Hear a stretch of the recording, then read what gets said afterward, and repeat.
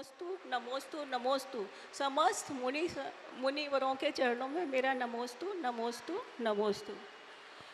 जीवन के किसी पल में बैराग्य उमड़ सकता है। संसार में रह के प्राणी संसार को तज सकता है। कहीं दर्पण देख बिराती, कहीं मृतक देख सन्यासी, बिन कारण दीक्षा लेता वो पूर्व भव का त्यागी। निर्गंत साधु ही इतने सद्गुण से सज सकते हैं। संसार में रह के प्राणी संसार को तज सकता है। आत्मा तो अजर अमर है, हम आयु गिने इस तन की। आत्मा तो अजर अमर है, हम आयु गिने इस तन की। वैसा ही जीवन बनता जैसे धारा है चिंतन की। जो सबको समझा पाता वो खुद समझ सकता है। संसार में रह के प्राणी संसार को तज सकता है। शास्त्रों में लिखित जैसे मैंने देखे हैं गुरुवर जी, त्यागी परम तपस्वी मेरे गुरु अमित सागर जी। इनके खरे प्रवचन सुनकर हर प्रश्न सुलझ सकता है। संसार में रह के प्राणी संसार को तज सकता है।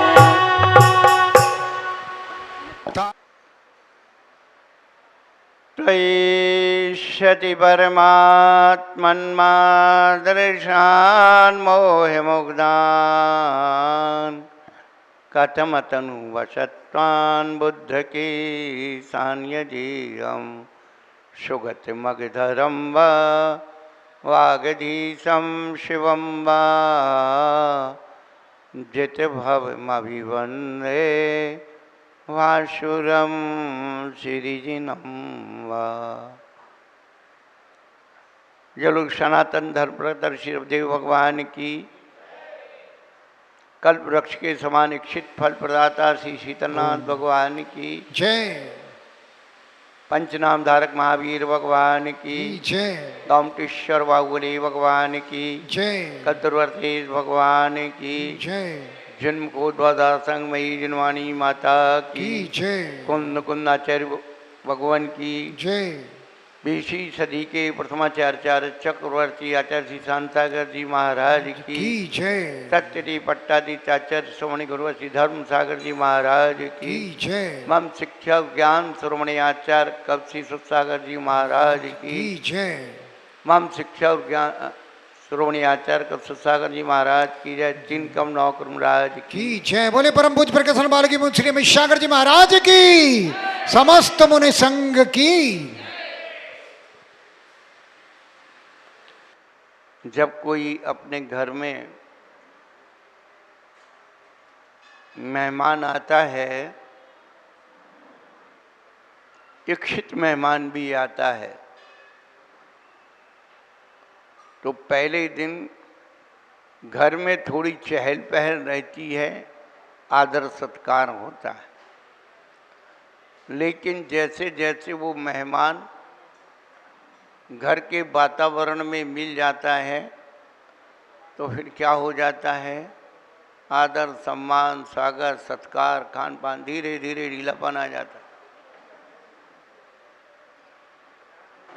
ऐसे ही प्रथम दिन भैया तो लक्षण पर्व आए हैं, लक्षण पर्व लगे हैं, चलो भाई चलो भाई चलो भाई। धीरे धीरे धीरे धीरे समझ में आने लगता है। द ओल्ड स्टोरी, वही पुरानी कहानियां। बंधुओं,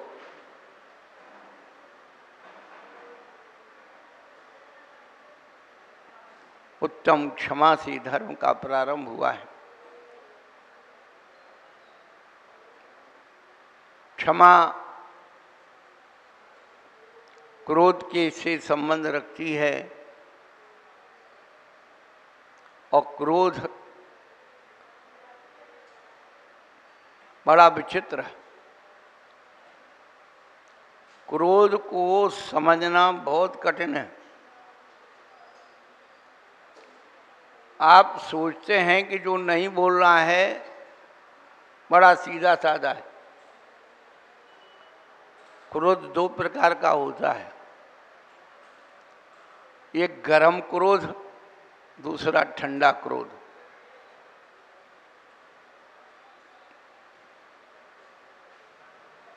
गरम क्रोध से ठंडा क्रोध ज्यादा खतरनाक है। गरम क्रोध वाला तो आए वाए होकर के बक देता है, निकाल देता है, लेकिन ठंडा क्रोध वाला अंदर भरा होता है। सबको पता है आज तीसरा दिन है। आज तत्वार्थ सूत्र में नरकों का वर्णन होगा। नरक दो प्रकार के हैं। 3.5 नरक जो हैं ऊपर के, ये ठंडे हैं और नहीं गरम है। ऊपर के गरम है और नीचे के ठंडे हैं।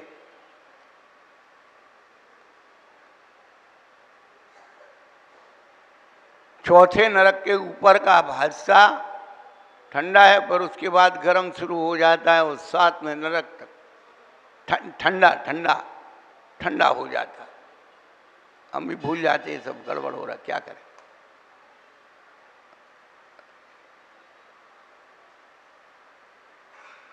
बंधुओं, जिसके पास जो ठंडा क्रोध है, आप देख लेना, ठंडे क्रोध वाले मानसिक रोगी होते हैं। ब्रेन हेमरेज होता है, मानसिक रोगी होते हैं।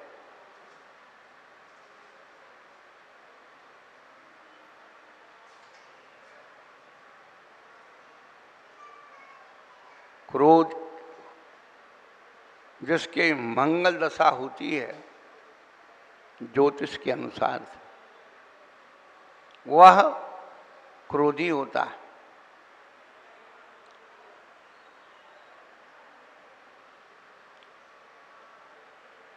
जिसके शरीर की पित्त प्रकृति है वह क्रोधी होता है।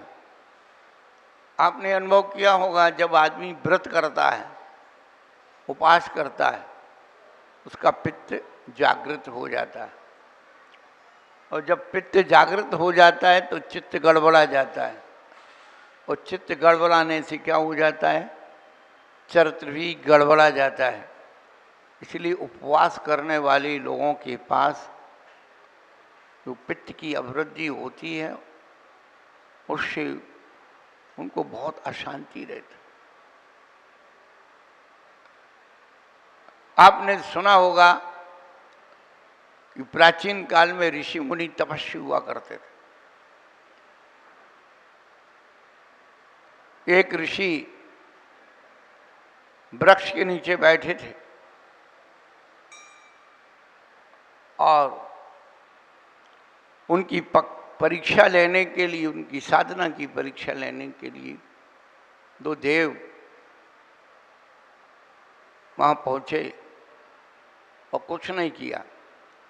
पक्षी का रूप रख करके ऊपर बैठ गए थोड़ी देर चहलकदमी की, आवाज़ चू चू चू चू चू चू करते रहे। उसके बाद उन्होंने उनके ऊपर भीट कर दी। जैसे ही पक्षी ने भीट की और उन ऋषि को क्रोध आ गया और उन्होंने अपनी आंखें ऐसी उठा करके देखा तो वो अग्नि निकली और वो पक्षी भस्म हो गए। इतना तीव्र क्रोध तपस्वियों के पास यदि उनका क्रोध जागृत हो गया तो फिर उसकी सीमा नहीं होती है, ध्यान रखना। और विश्वास नहीं है तो आप पुरल काव्य को उठा करके देख लेना। यदि आप किसी तपस्वी की साधना को देखना चाहते हो तो उनको क्रोधित कर दो।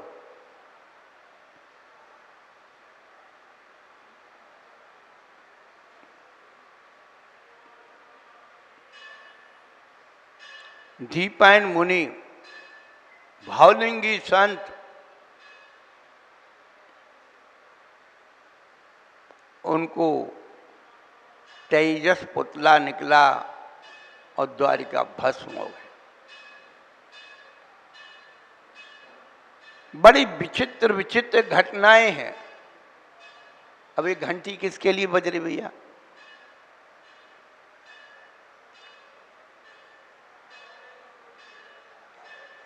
आई के भाई, अशोक जी आप नहीं जाएंगे, अशोक जी आप नहीं जाएंगे, आई के जब पहुंचाएंगे। अंकित जी आप जाइए। अंकित,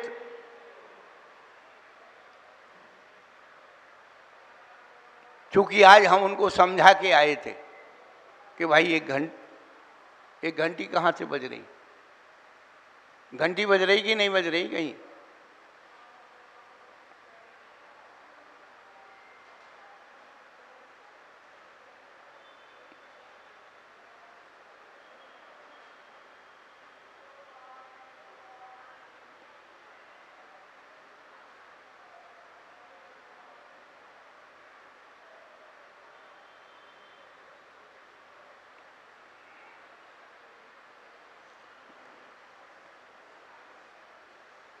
क्रोध की अपनी एक सीमा और मर्यादा होती है।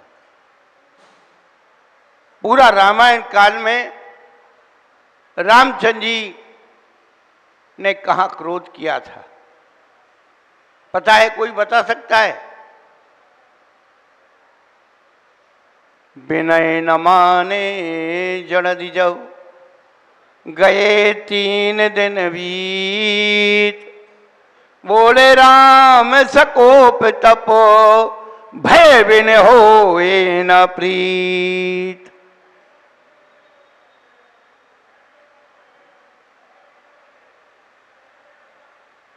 बंधु, समझाने के बाद भी यदि कोई नहीं मानता है तो फिर वो क्रोध नहीं कहलाता है, ध्यान रखना। समझाने के बाद भी यदि कोई नहीं मानता है तो क्रोध नहीं कहलाता है,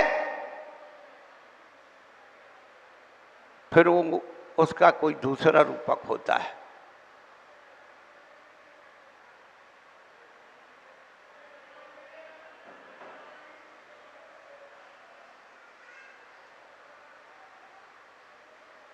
क्रोध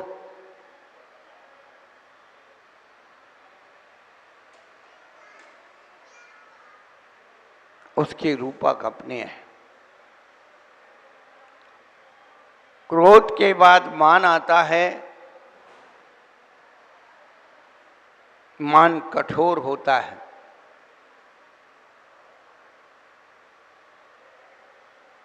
मान कठोर होता है, झुकता नहीं है,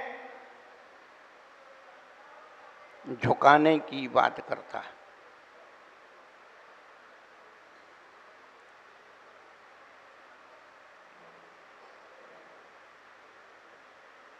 मान का मतलब ही है अपने आप को अपने से बड़ों को छोटा बनाना। मन का विसर्जन इतना आसान नहीं है। जिस नमोकार महामंत्र को हम पढ़ते हैं,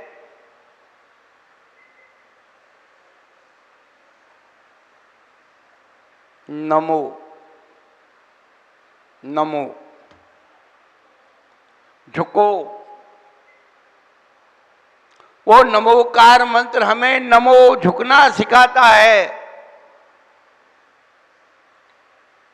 और जिस नमोकार मंत्र को हम पढ़ते हैं, हम नमोकार मंत्र को ही अपने ऊपर झुकाना चाहते कि नमोकार मंत्र हमें नमस्कार करे।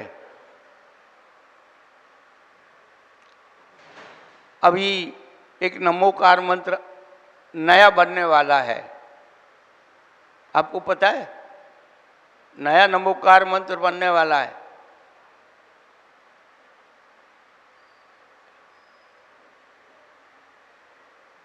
नमो दान दातारम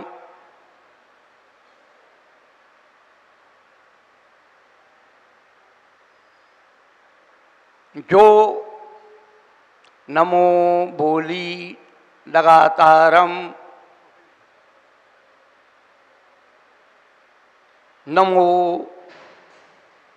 संस्था पदाधिकारिणम।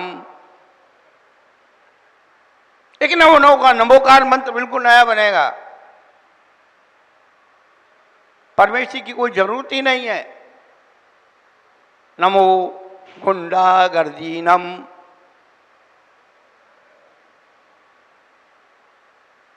नमो विघ्न साधनम, बिल्कुल बना दो नया नमोकार मंत्र।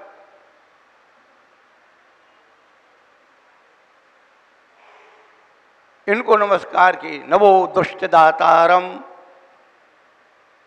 क्या बचा आपके धर्म में? दुष्ट वंदना के सिवाय कुछ नहीं। जहां हमारे पंच परमेश्वर की आराधना बड़ी नमस्कार से होना चाहिए। पूरा नमस्कार, कितनी बड़ी ताकत उस नमस्कार में है। नमस्कार का मतलब अपना मान को मारना। मन जब नम होता है, मन जब नम होता है तो नमन होता है, और नमन उनको होता है जिनकी न मन होता है। जब हमारे अंदर ही इतनी कसायों का आवेग भरा हुआ है तो कौन हमें नमस्कार करेगा? नहीं करना चाहिए। यदि आपके अंदर ही लगता है कि अमित सागर महाराज क्रोधी हैं, मानी हैं, माई हैं, लोभी हैं, आज से और अभी से नमस्कार करना बंद कर देना। मुझे कोई तकलीफ नहीं है। क्यों? कि आपने सही समझा। लिखा है शास्त्र में, उनको हार देना बंद कर देना। बंधुओं, अपने मन को नम बनाना कोई इतना आसान नहीं है। अपने पूज्यों के चरणों में अपनी कसायों को बपित कर देना, उगल देना, बमन कर देना, छोड़ देना, पूज्यों के सामने अपना समर्पण कर देना, ये मार्दवता है।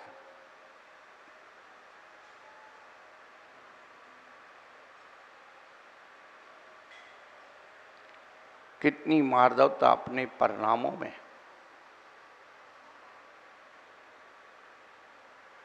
जब तक मार्दवता का आविर्भाव नहीं होगा, आर्जवता का अनुभव नहीं हो सकता है। ये कसाएं बड़ी विचित्र हैं, एक दूसरे की सपोर्ट करती है। क्रोध और मान कसाय, ये द्वेष कसाय होती है, ध्यान रखना। और कसाय का मतलब है जो अपने से और अपनों से दूर ले जाती है। ये कसाय के लक्षण है, जो अपने से और अपनों से दूर ले जाती है, उसका नाम कसाय।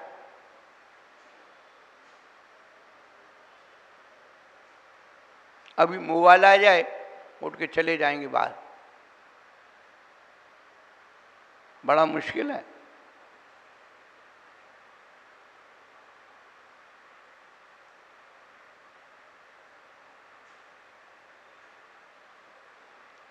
हम दूसरों को उपदेश दे रहे हैं, कसाय नहीं करना चाहिए, क्रोध नहीं करना चाहिए, मान नहीं करना चाहिए, माया नहीं करना चाहिए, लोभ नहीं करना चाहिए। जितने भी ये बोली लगाने वाले लोग हैं, माइक पर बोली लगवाते हैं, अरे बहुत पुण्य मिलेगा। भैया पुण्य मिलेगा तो तू अपनी सब क्यों नहीं ले लेता है? ये नहीं कह रहा हूं, ये तो अब रिवाज चल गया कुछ समयों से, बोली का, इसका उसका कुछ नहीं रखा, क्योंकि आदमी शिक्षा से कुछ करना ही नहीं चाहता। ये नहीं कह रहा हूं कि बोली लगाना बंद कर दो, सब कुछ फ्री में दे दो, तो अभी लोग कुछ करने को तैयार नहीं है।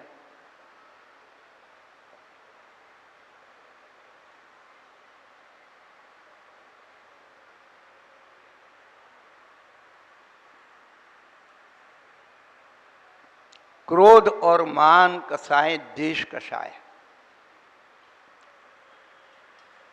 और द्वेष रखने वाला व्यक्ति दूसरे को कुछ समझता नहीं, हमेशा दूसरों को नीचा दिखाने का इसका भाव। और माया और लोभ, ये दो कसाय राग कसाय। माया और लोभ राग कसाय है, अपना बन के ठगती है।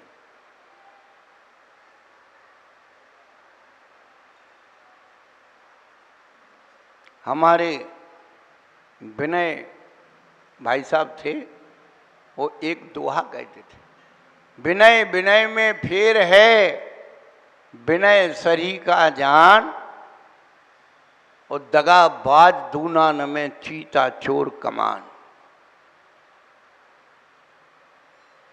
ये मत सोचो कि जो झुक रहा है तो बड़ा नम्र है, ये मत सोचो जो कुछ नहीं बोल रहा है वो बड़ा बिल्कुल भोला है, सरल है।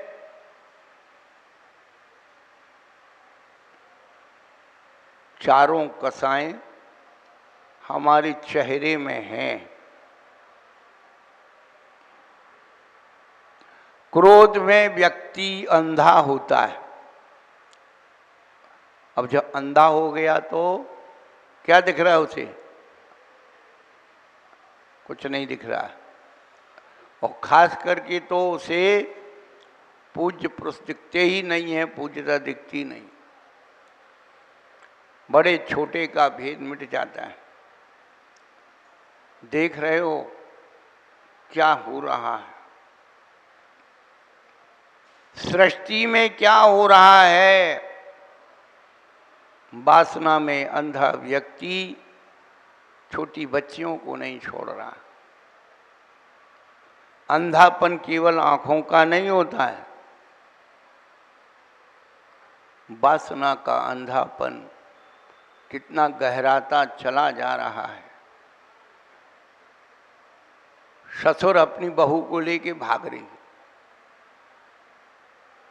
सासू जमाई के संगे जा रही। ये कोई खेल तमाशे देखिए। और हम बड़े प्रसन्नित हैं, हमारी समाज की मर्यादाएं, हमारे समाज के पंच 50 साल पहले यदि कोई ऐसा कार्य होता सब मिलकर के कहते इसको गेट के बाहर करो, मंदिर में घुसने का अधिकार इसे नहीं है, इसके घर कोई खाने पीने नहीं जाएगा।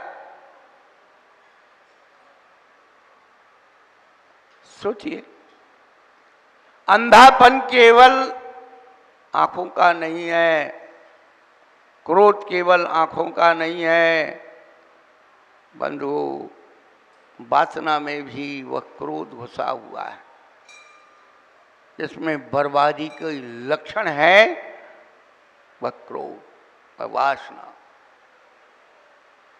सारे संबंध तार तार हो रहे, सामाजिकता पारिवारिकता सब समाप्त हो रही है, ये सब वासना के।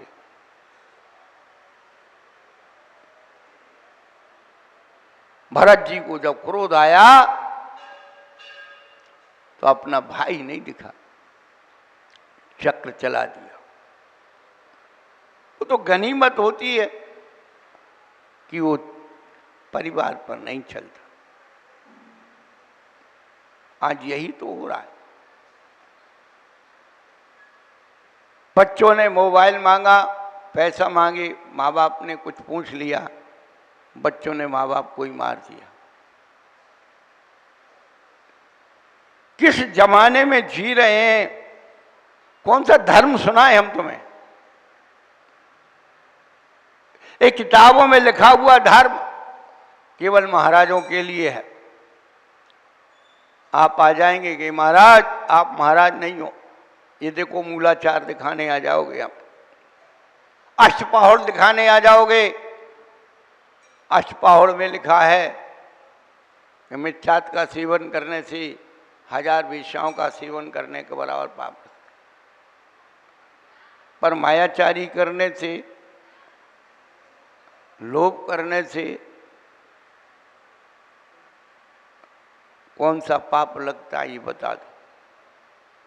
क्रोध में व्यक्ति अंधा होता है और मान में व्यक्ति बहरा होता है।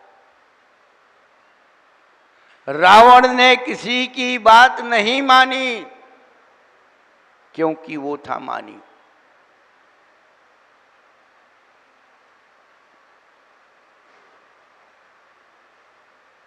आप सबने रामायण देखी है। बाली कितना बलशाली था, रावण को बाजू में दबा करके घूमता रहा, रावण छुटा नहीं पाया अपने आप। लेकिन जब और सुग्रीव की पत्नी को उठा के ले गया, कितना सरल उपाय था रामचंद्र जी के पास। बाली से मैत्री कर लेते, यार रावण जो है वो हमारे परेशान करता है, तुम उसको हिसाब किताब में लगा। पर रामचंद्र जी के पास न्याय था, बल के लिए नहीं, बल के सामने नहीं। लोग अपना बल दिखा रहे हैं, शासन का, प्रशासन का, समाज का, उसका उसका। न्याय का बल सामने खड़ा करो। रामचंद्र जी ने सुग्रीव का बल स्वीकार किया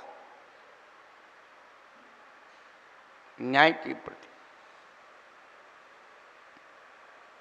अंधो माने की क्या दशा होती, हमेशा मारा जाता। इतना मान इस जीव को भर गया है कि छोटे छोटे बच्चे 5वीं 7वीं 8वीं 9वीं 10वीं 12वीं कॉलेज पढ़ने वाले, एमए बीएड करने वाले, डॉक्टरी पढ़ने वाले रह रहे हैं, और जब मालूम पड़ी कि हम जाने वाले हैं, फेल होने वाले हैं, सुसाइड नोट लिख करके चले गए। मान में मरने को तैयार हैं पर सुधरने को तैयार नहीं, अपनी गलती स्वीकार करने को तैयार नहीं है। जो गलती स्वीकार करने को तैयार नहीं हो, इसका मतलब उसके अंदर मान कूट कूट के भरा हुआ। ये पहचान बता रहा हूं। जिस क्षण से आपका बच्चा किसी भी काम को मना करना शुरू कर दे तो समझ लेना मान शुरू हो गया। जब कोई आपका बच्चा, भली वो खिलौना क्यों नहीं हो, आपसे छिपाना शुरू कर दे, समझ लेना माया शुरू हो गई। जब कोई बच्चा एक की जगह दो चीज इकट्ठी करना शुरू कर देना, कैसे लोभ शुरू हो गया। इतना आसान नहीं है। एक कसाएं हम लोग बचपन से ही इकट्ठी करते हैं और बड़ी होकर के वो पेड़ बन जाते। कल शाम को बहुत अच्छी सामाजिक समीक्षा हो रही थी। आई की जैन बैठे थे और बोलते थे, और हमारे एक बहुत श्रद्धालु व्यक्तित्व हैं सिंहराज सिंह, वो बैठे थे। थोड़ी देर में हमारे मधु बाबू भी आ गए। क्या उनकी बात चल रही थी,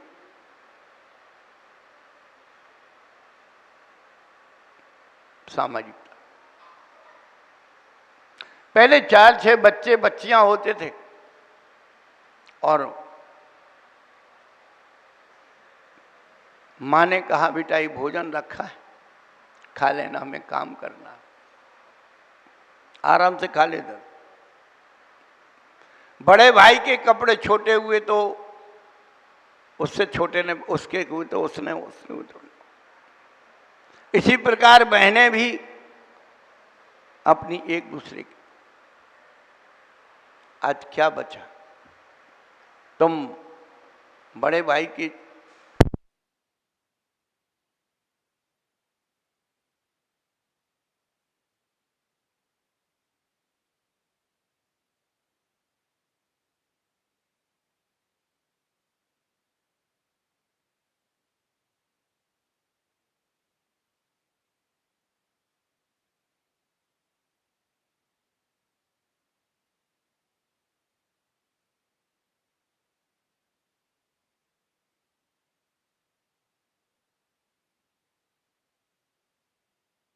करनी तो व्यवस्था करवाने की, रखने की जरूरत क्या है।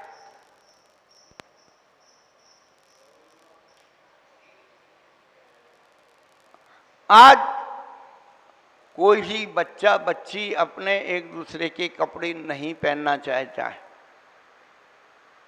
वो तो छोड़ दीजिए, आपकी नौकरानी भी आपकी पुरानी साड़ी लेने को तैयार नहीं है।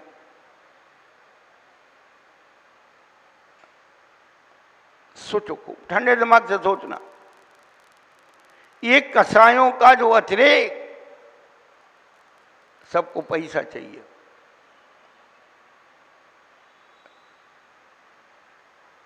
क्या इस जीवन का हो रहा है। हमारी ये कसाएं अनंतता की ओर भाग रही। ये अनंतानुबंधी के लक्षण है।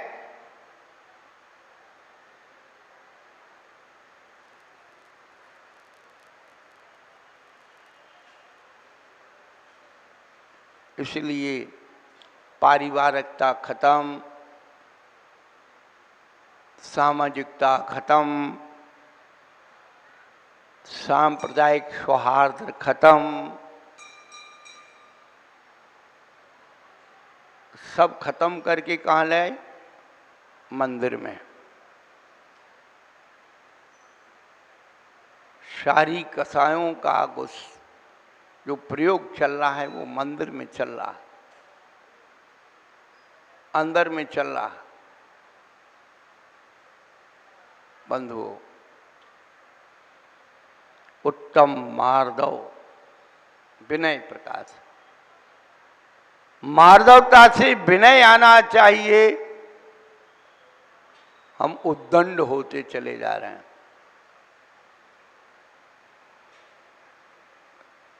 कोई सी बात होती है, देखिए आप सब जगह एक ही चीज। जब आपके घर की रसोई बढ़ चुकी,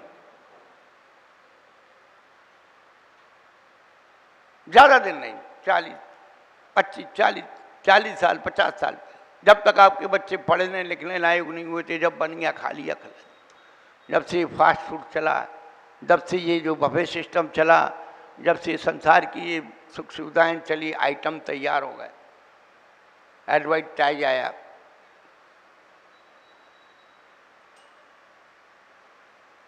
आपके जीवन में देख लीजिए, एक कपड़े का थान आया, सबके कपड़े सिल गए। कंट्रोल का कपड़ा आया, साड़ी आई, सबको एक सी बयाना दी, हो गया काम, सबकी संतुष्टि। आदमी ने जो ला के रख दिया, सबकी संतुष्टि। भोजन में जो हमारे घर में बन गया, खाना खाओ नहीं, गेट के बाहर जाओ, उनसे जाके कहो। ये हमारे खुद के जीवन की घटना है, हम दूसरे की नहीं सुनाते। कहाँ से फल आएंगे, कहाँ से फूल आएंगे, कहाँ से सब्जी आएगी? कोई मेहमान है, पर्व है, त्योहार है, या गांव से कभी सब्जी आ गई तो सब्जी है, या हफ्ते में एक दिन भाई चलो। आज ये कसायों का प्रभाव देखिए। बच्चा कहता है ये नहीं खाऊं, बच्ची के ये नहीं खाऊं, आदमी के ये नहीं खाऊं, औरत के सबके मन का खिलाती हूँ, तो मैं अपने मन का क्यों नहीं खाऊं? एक रसोई में 4 रसोई, 5 रसोई, 6 रसोई रखी है, यही कसाय है। कसाई इधर उधर देखने नहीं जाना। पहले कड़ी चावल, जो दाल, जो कुछ बन गया, जो सब्जी बन गई, सबने खा लिया। कोई ईवी करेगा ये भी करना है तो जाओ बाबा जी से पूछो, अम्मा से पूछो। हमारे पास उसका जवाब नहीं हो, किसी की हिम्मत नहीं थी वहां जाने की। अब तो ऑप्शन बहुत सारे, घर में भी बेमन का खा लिया, लड़ाई झगड़ा नहीं हो, लेकिन कहते भूख नहीं है। भूख क्यों नहीं है? कि बाजार खुला हुआ है। ये देखते ही देखते जो इतनी दुकानें खुल रही हैं, ठेले। पूज्य विद्यानंद जी महाराज कहते थे कि किसी को कोई रोजगार नहीं हो, कोई रोजगार नहीं हो, तुम दिल्ली आ जाओ और चाट का ठेला लगा लो। तुम्हारी चाट समझ लेना कि सब सुबह तक साफ, शाम तक साफ।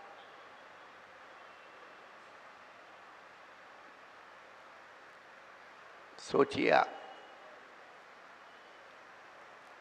अपना स्वास्थ्य बिगाड़ रहे हो, अपना धर्म बिगाड़ रहे हो, अपना पैसा बिगाड़ रहे हो, तीनों जा रहा है। और लौट करके फिर वहीं आना है। तो भैया ऐसा खाओ, रोज खाओ। पुराने लोग कहते थे कम खाना गम खाना, ना हकीम पे जाना ना हाकिम पर जाना। कम खाओगे, संत श्रोमणी आचार्य विद्यासागर महाराज कह के गए, क्या? आधा भोजन कीजिए, दोगुना पानी पीव, तिगुना श्रम चौगुनी हंसी, वर्ष सवा सौ जीव। आधा भोजन करो, दूना पानी पियो, तिगुना श्रम करो और चौगुनी हंसी हंसो।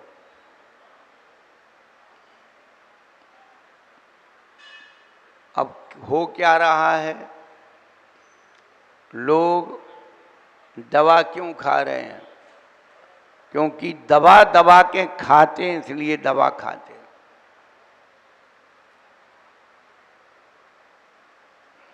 ये पर्युषण पर्व हमारी कसायों की परीक्षा लेने के लिए आए, ये प्रयोग सिखाने के लिए आए, प्रैक्टिकल लेने के लिए आए।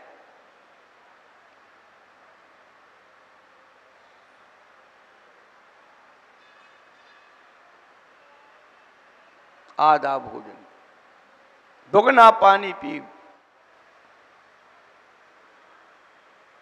पानी रहीमन पानी राखिए, बिन पानी सब सून, पानी गए न उभरे मोती मानुष छून।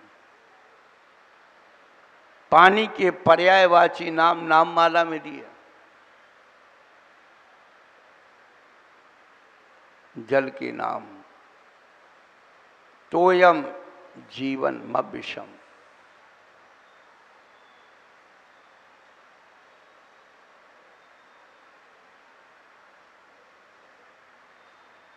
जीवन भी पानी का नाम है और विष भी पानी का नाम है।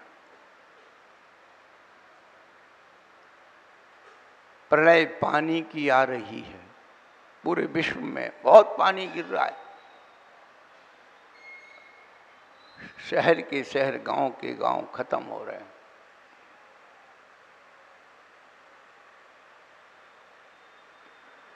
क्यों? तुमने अपने पूज्यों का पानी उतार दिया। क्या? तुमने अपने पूज्यों का पानी उतारना, इज्जत उतारना। तो पानी भी बड़ा समझदार है कि बेटा तुम पे कितना पानी उतारो। देवी देवताओं के स्थान पर ही ये सब आ रहा है। तुम देवी देवताओं की आराधना करने नहीं जा रहे, वहां आप अपना पानी चढ़ाने का, अहंकार का पानी चढ़ाने जा रहे हो। इसलिए सब हो रहा है।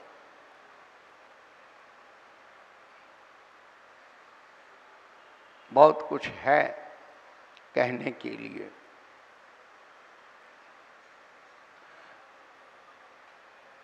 धर्म वही है जो यथार्थता का विश्लेषण करता है, जो हमारे अंदर की आंखें खोलता है, वही प्रवचन होता है। जो हमारे परमात्मा को छुड़ाता है, वही प्रवचन होता है। हमारी गलतियों को पुष्ट करने वाला, हमारे प्रमाद को पुष्ट करने वाला उद्धार कब होगा? कब होगा उद्धार? बिरले जीवों के जीवन में धर्म की बात समझ में आएगी।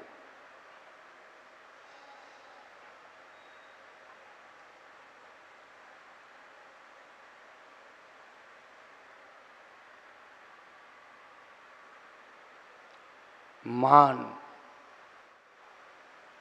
सुनता नहीं है, माया गूंगी होती है, बोलता नहीं, बड़े धीरे बोलेगा। इसलिए हमारे बुजुर्ग लोग क्या कह गए, अमर बेल के जड़ नहीं, नहीं जोंक के दंत, और जे नर धीरे बोलते उनसे बचियो कंत। अमरवेल आप जानते हैं, एक होती है गुड़वेल, गुड़ीची, अमृता, जो कोरोना में खूब काम आई। ये लगी हुई है यहाँ बाहर बगीचे में। वो नहीं है, अमरवेल होती है समैया जैसी पतली, और वो जिस वृक्ष के ऊपर वो क्या करते, पक्षी जो है उसकी चोंच में दबा करके अपना घोंसला बनाने आदि के लिए लाते और छोड़ देते हैं। तो वो जो अमरवेल की जो थोड़ी सी लता है वो पेड़ से चिपक जाती है, विषवेल, और उसकी रस को चूस करके पूरे पेड़ पर छा जाती है। और जिस पेड़ पर वो अमरवेल छा जाती है, उस वृक्ष के फल फूल कड़वे हो जाते हैं और उसके संपर्क में रहने वाले दूसरे फल फूल भी कड़वे हो जाते हैं। कभी आपने देखा कड़वी तोरू आ जाती है, कड़वी लौकी आ जाती है, आती कि नहीं आती? वो कहाँ से आती है? जिस पेड़ पर अमरवेल लगी हो उसी पेड़ पर वो चढ़ जाए तो वो कड़वी हो जाती। हम तो किसान के बेटे रहे, हमने तो अपने गांव में खूब अनुभव किया, हर तरह के फल फूल सब देखी, खेती की, सब जानते। हम प्रैक्टिकल की बातें बता रहे हैं। अब अमर बेल के जड़ नहीं, नहीं जोंक के दंत। जो बरसात में लंबी लंबी होती है और चलती है, उसको लोग जो है क्या करते हैं, जिनकी रक्त का प्रदूषण होता है वो उनकी चिपका दी जाती है, तो वो सारा प्रदूषित रक्त चूस लेते। उसके दांत नहीं होते, मच्छर के कोई दांत नहीं होता, उसकी जो सूंड होती है वो सुई जैसी पैनी नुकीली होती है। उसने रखा धीरे से, आप बस किया और उसने खींचा। इंजेक्शन के समान, जैसे ये लोग डायबिटीज के लिए खून निकालने के लिए आते हैं, निकालो। मच्छरों को कहाँ से मालूम कि यहीं जो है क्या नस है। मच्छर हमेशा कान के पास आएंगे, कान के पास ये जो छोटी छोटी नसें हैं उनमें खून बहता। मांस पे बैठेंगे, उड़ जाएंगे, सुरक्षा के लिए वहीं पीकर के बाजू में बैठ जाएंगे पचाने के लिए। अमल बेल की जड़ नहीं, नहीं जोंक के दंत। और जे नर धीरे बोलते उनते बच्चियों का, बड़ी मीठी मीठी बातें करते हैं, बड़ी अच्छी अच्छी बातें करते हैं, ऐसा लगता है ऐसा, इससे अच्छा कोई दूसरा आदमी नहीं मिल सकता है। झूठी प्रशंसा करेगा।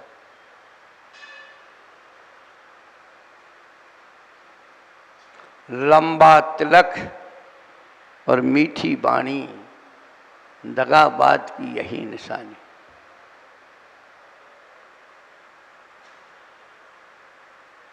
चलेगा, ये समय की पहचान आपको बता रहे हैं। जीवंत कसायों का प्रभाव दिखा रहे हैं।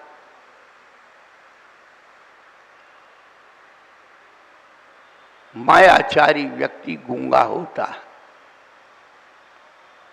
बोलेगा तो बहुत कम बोलेगा। और लोभी व्यक्ति नकटा होता है, उसे बदबू नहीं आती।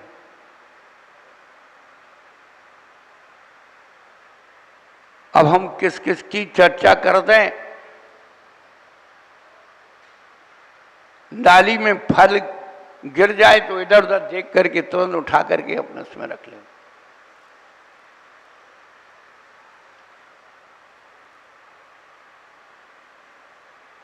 फल सब्जी चुरा लेगा, ये लोभ, उसको बदबू नहीं आती है। नकटा, कोई किसी की बात नहीं लगे,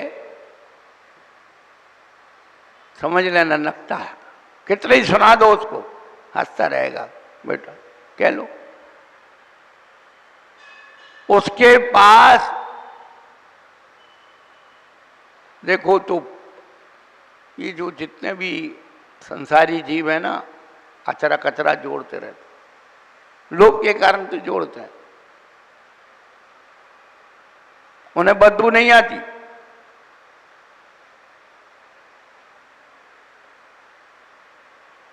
बड़ा विचित्र स्वांग है।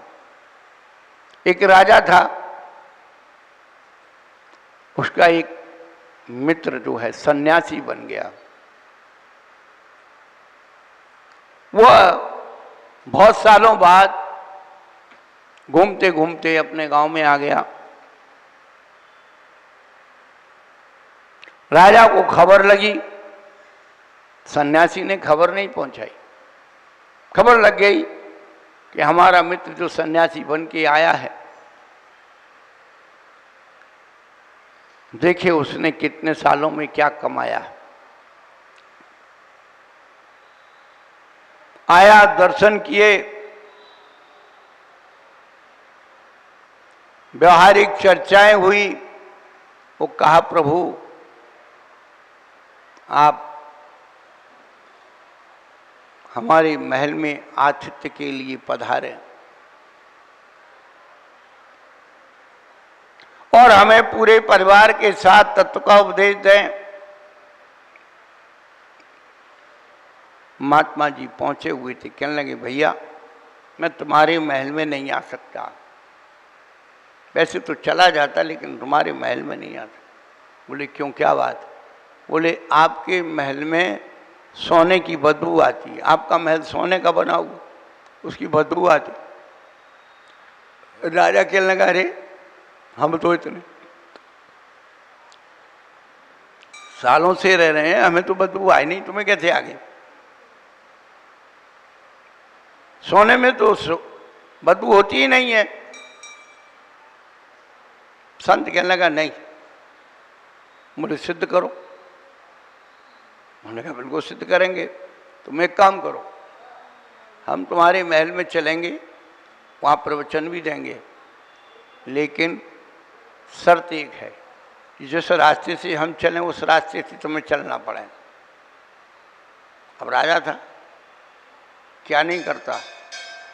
उसने कहा भाई ठीक है। अब चूंकि वो तो बचपन का मित्र था, पूरा गांव का शहर का नक्शा जानता था, और सन्यासी बैठा था गांव के बाहर।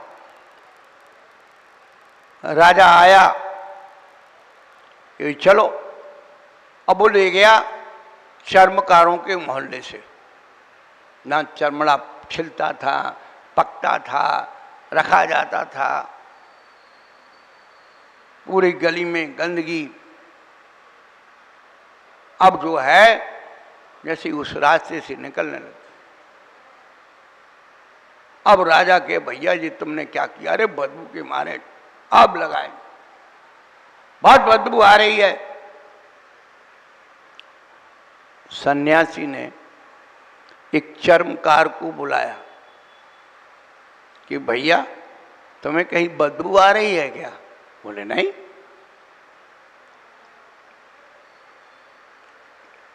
कोई बात नहीं।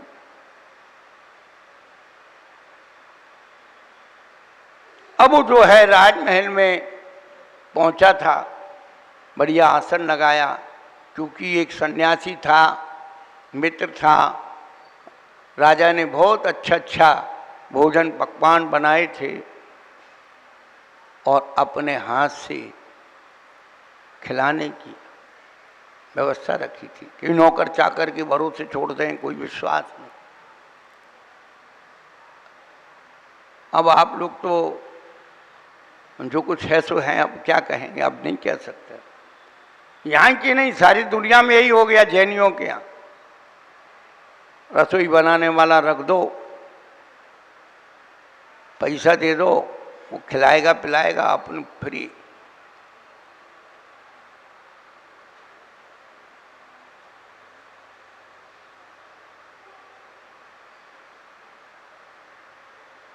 दान पूजन संतान की स्वाहस से ही होते हैं, नीतिकारों के वचन। अब दान ही परस्त हो गया, पूजन भी परस्त हो गई, भोजन भी परस्त हो गया, और संतान तो हो ही परस्त। सारगेट माँ हो गई, और कौन कौन सी मम्मी बनेंगी अभी पता नहीं है। नए नए नाम प्रचलित होंगे, समय देखते जाइए। ये जो बंधुओं आप सबको बता दें, जो 40 से लेकर के ऊपर तक के जो लोग हैं, 40 से ऊपर तक के लोग हैं, वो अपनी ज़िंदगी को याद करो कि आप 50, 60, 70 की उम्र के लोग अपने बचपन को याद करो। इस बचपन में आपका जीवन क्या जीवन था। वो सारी चीजें खो गई।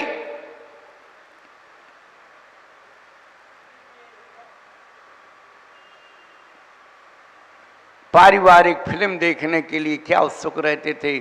आज फिल्म देखने चलना है, पूरे लोग टाइम पे तैयार रहते थे, टिकट आ गया, सब कुछ चलना है। अब कोई तैयार नहीं है, सबके मोबाइल में उत्सुकता खत्म।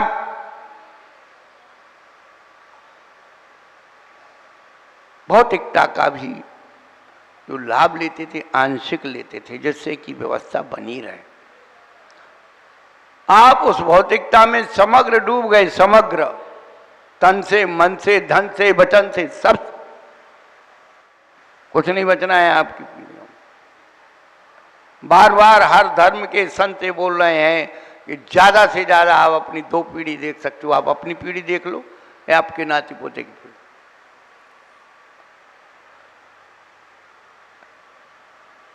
आपके सामने ही कितने परिवारों की पीढ़ियां समाप्त हो गई। पूज्य अभी सुधा सागर जी महाराज एक संघ का समाधान में कर रहे थे, शादी विवाह की उसमें संदर्भ में कर रहे थे, ऐसी शादी होना चाहिए कि नहीं होना चाहिए, ऐसी होना चाहिए कि नहीं।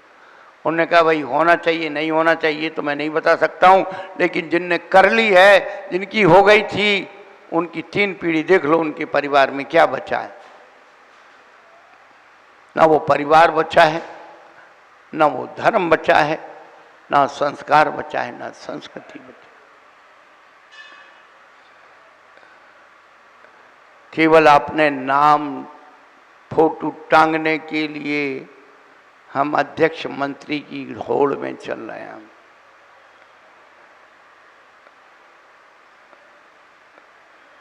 नाम करने के लिए एक संस्था खोल लो, एक संगठन खोल लो, फोटो टांग दो,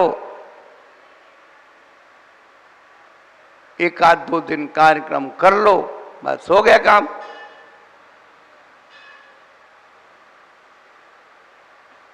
कुछ नहीं होना।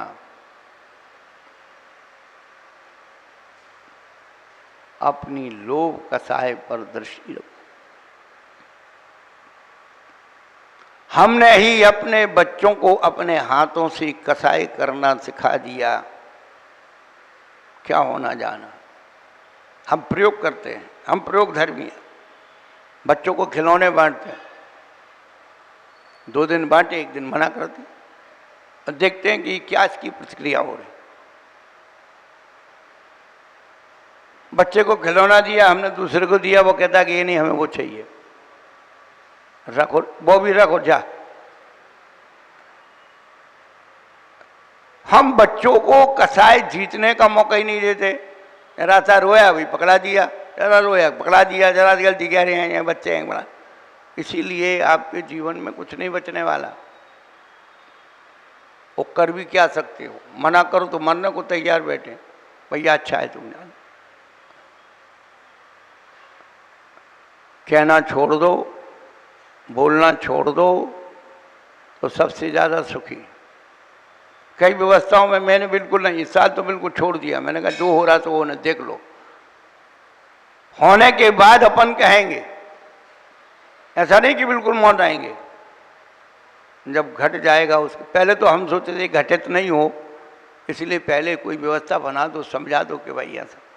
लेकिन नहीं, जब हमने देख लिया, कह करके भी देख लिया, कह के भी देख लिया, अब ये देखना है जो हो रहा है वो देखो, फिर उसका जो बाद में रिजल्ट आएगा तब समझ में आएगा कि क्या हो गया।